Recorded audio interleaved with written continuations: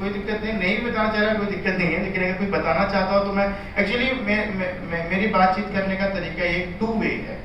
ऐसा नहीं है कि मैं आया और आपको आधे घंटे आपसे बात किया, फिर मैंने कहा थैंक यू, मेरी फोटो तो भाई ने खींच दी तो हो गया मेरी ऐसा नहीं है। ऐसा है कि मैं आपसे इंटरेक्ट करना चाहता हूँ। आपसे इंटरेक्शन से मुझे पता चलता है कि आप क्या सोचते हैं, आप अपने आप को कैसा मानते हैं। कोई बताएगा यूथ क्या है? कोई भी? हेजिटेट नहीं करना, हम सब लर्नर हैं, मैं भी स्टूडेंट हूँ, आप भी स्टूडेंट हैं, प्लीज। कैसे चुप हो रहे हो? यूथ बेसिकली यंग जनरेशन जो जिनका जोश ज़्यादा होता है, जो जिनमें उत्साह ज़्यादा होता है, और मोटिवेशन यूथ को कि उनके जोश को और उनके उत्साह को एक सही डायरेक्शन में ले जाए, उनसे एक सही इनपुट किया जाए। बहुत अच्छा। और आप बताना चाह रहे हैं? यूथ वो है, यूथ से हमारे देश को हर एक डायरेक्शन में मदद मिलता है, चाहे वो पॉलिटिक्स हो, इकोनॉमिक्स हो, स्पोर्ट्स हो। यूथ वो होता है कि आप अंदर की भावनाओं को व्यक्त कर पा रहे हैं अच्छे तरीके से। जो हम अगर बूढ़े हो जाएंगे तो हमारे अंदर इतना एनर्जी नहीं रहेगी, इतना कॉन्फिडेंस नहीं रहेगा, तो हमारे अंदर भी एनर्जी। मतलब आउटस्पोकन होना, अपनी बातें रख पाना, मुद्दे रख पाना। जैसे आपने देखा होगा जितने भी बड़े आंदोलन के बारे में आपने पढ़ा, हिस्ट्री के टीचर हमारे पीछे बैठे हुए हैं सर, मैं बहुत इम्प्रेस्ड हूँ सर से। तो हिस्ट्री में आपने देखा होगा जितने आंदोलन हुए होंगे उनकी नींव में यूथ ही रहा होगा। कोई भी आंदोलन बिना यूथ के वो चल ही नहीं सकता, वो सस्टेन ही नहीं कर सकता। तो वो है। और कोई बताना चाहता है यूथ? सर यूथ पावर है, youth voice and youth society है फॉर फ्यूचर जनरेशन।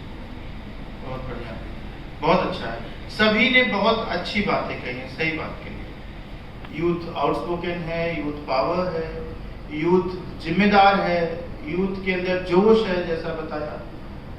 ये सब यूथ का पार्ट है। यूथ क्या है? जैसे हम टीनेज से यूथ में आए, तो टीनेजर क्या है? जो चाइल्डहुड है, टीनेजर से क्या है? वो डिपेंडेंट है।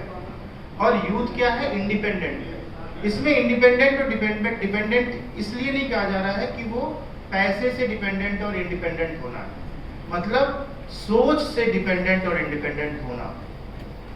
जब आप टीनेज में या चाइल्डहुड में होते हैं तो आप सोच से डिपेंडेंट होते हैं। एक तरीके से आप लॉ में पढ़ेंगे तो है कि माइनर्स के डिसीजंस को लीगल नहीं माना जाता। माइनर्स के डिसीजंस उनके लीगल गार्जियन लेते हैं, चाहे वो पेरेंट हो या लीगल गार्जियन।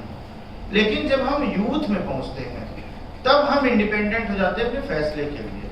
वोटिंग राइट भी आपको तभी मिलता है जब आप यूथ हो जाते हैं।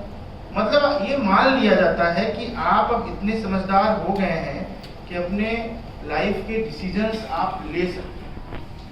मोस्ट प्रोबेबली आप में जितने लोग जो भी कोर्स कर रहे होंगे अपनी इच्छा से कर रहे होंगे।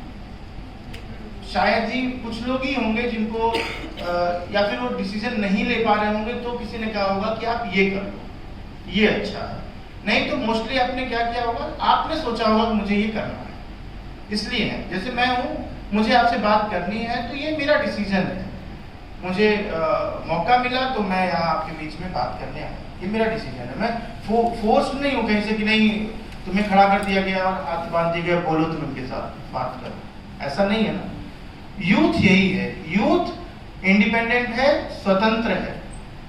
और एक जब कोई व्यक्ति इंडिपेंडेंट होता है, कोई भी माइनर कोई गलती करे, अभी कोई बच्चा आपके सामने गलती कर दे, आप अपनी गाड़ी से जा रहे हैं, कोई बच्चा अपनी साइकिल चला के आपकी गाड़ी में भिड़ा दिया, तो आप क्या करते हो?